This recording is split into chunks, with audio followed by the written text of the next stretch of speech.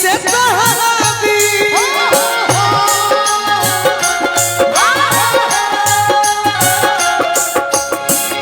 जुदा होके हमारा से छछन भूकिना शादी बात हमारा के जन्म भूकिना पहले जही सच्चा कहिए मन भूकिना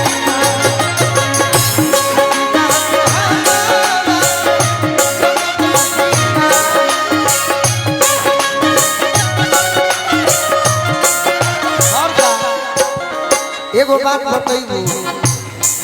पूछी जहिया बलमा न रही घर के अंदर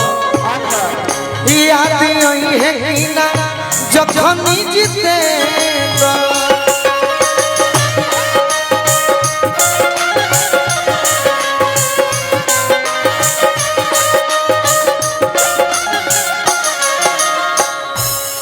बाहर जाई है जो बोलू राजा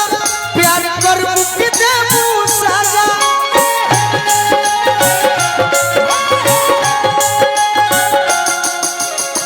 यदि तहार बलमुआ गोलू राजा बाहर कमाए चल जाई है।